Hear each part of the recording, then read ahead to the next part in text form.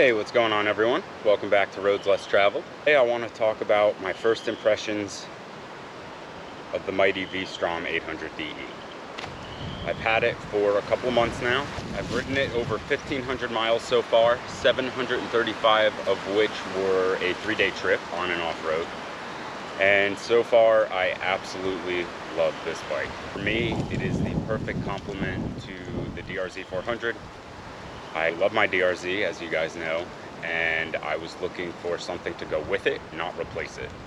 A lot of people like the T7s, Aprilia 660s, a do-it-all bike, 690, a 701, bikes like that, which I admit I like as well. But to me, those bikes are a do-it-all bike. I was looking for a way to keep the DRZ 400 and get something that is more comfortable for adventure travel, and the Vstrom 800 was exactly that. I am going to start using this for camping and BDRs, trips like that. The DRZ will be more of the OHV trails, throw it on the back of the Pathfinder on my hitch rack, camp and ride that way. So I'll have best of both worlds. As far as going from the dual sport world to a big adventure bike, I was a little bit nervous. I've never ridden anything this big in this fashion. I've ridden the KTM 1290, I've ridden a Vstrom 1000, I've ridden a Vstrom 650, other big bikes like that, but never off-road and all that. I only rode them on-road for a few minutes. It was, friends' bikes and all. So I was a little intimidated getting on something like this, but I will tell you what, I absolutely love this thing. It is super user-friendly. I feel like I jumped on it and it was just like riding a bigger DRZ, to be honest with you. I was intimidated by the weight. It is a 500-pound beast, but it does not feel like that whatsoever. It rides super comfortably. Slow speed maneuvers are nice and easy. Of course, if you stall or come to a real slow curve and you lose your balance, you're gonna feel the weight, but overall, really a non-issue. Seating position of the bike is so comfortable. Super laid back seating position when you're sitting. Very comfortable to cruise for a long time. In standing, again, nice comfortable position for me. I'm 5'9", and it really is, I wouldn't change a thing. Seat wise, I love the seat as well. I've seen some guys wanting to change it, and I don't know why. That trip I mentioned, 3 days, 735 miles, not one time was I thinking my ass was sore or I want to get off this seat. That seat is super comfortable. Something I definitely needed to change was that windscreen. That factory windscreen it comes with, it just put a ton of wind noise in the helmet. It was so loud and unbearable. I got this. This is the OEM larger factory Suzuki windscreen. Now on the top and middle setting, absolutely terrible. It would send the air right to my helmet and just terrible buffeting. Lowest setting is the way to go, and I can go 80 down the highway and really have no issues. But overall, the bike itself, super enjoyable. I like it because it's nice and simple, which is why I like the DRZ. Comes with a really nice TFT. It's got your gas tank miles, how much is left. You can change to the odometer, trip miles, and all that. Then you got your tachometer, RPMs, and then 3 rider modes. You've got traction control, which I have off right now. Then SDMS. I'm honestly not sure what that stands for, but there is 3 modes, A, B, and C. A is active, B basic, and C I'm not sure.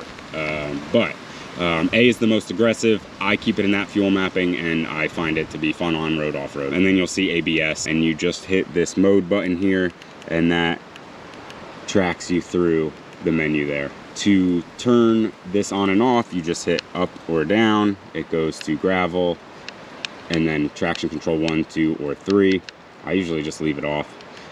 Keep it in active mode, and then ABS 1, if you hold it up, it will go to off.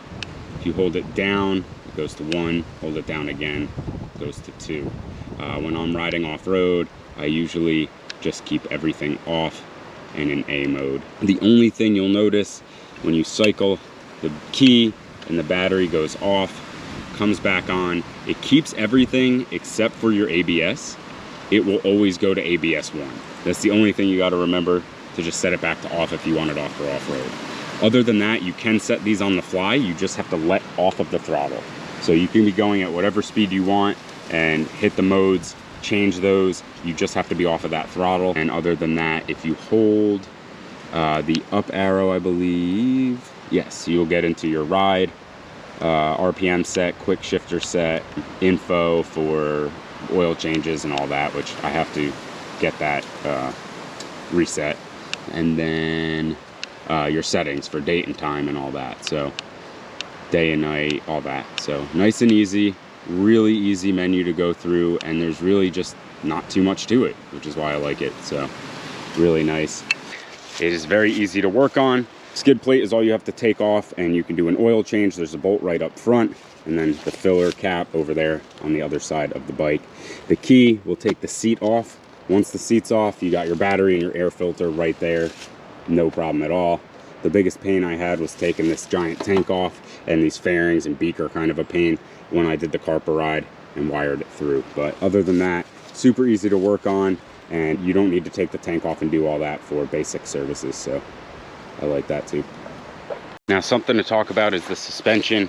It is fully adjustable, front forks and rear spring.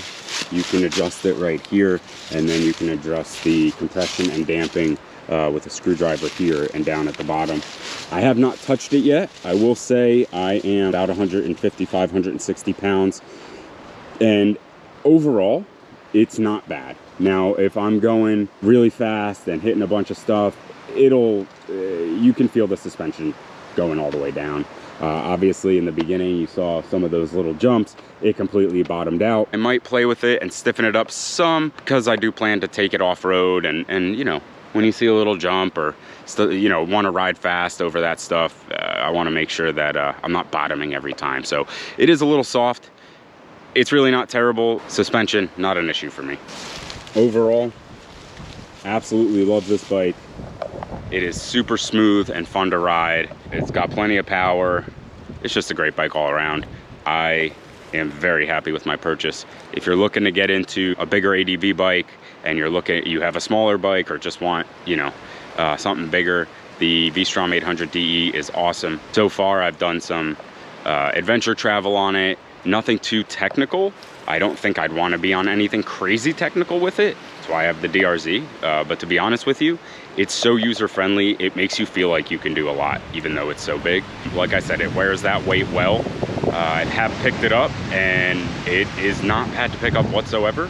I picked up the T7, and I found the T7 10 times harder to pick up than that thing. So really, absolutely fantastic bike. I love it for my first 1,500 miles, and look forward to more trips and more fun with the Vstrom. As always, guys, I appreciate it. Hope you enjoyed the video, and thanks for watching.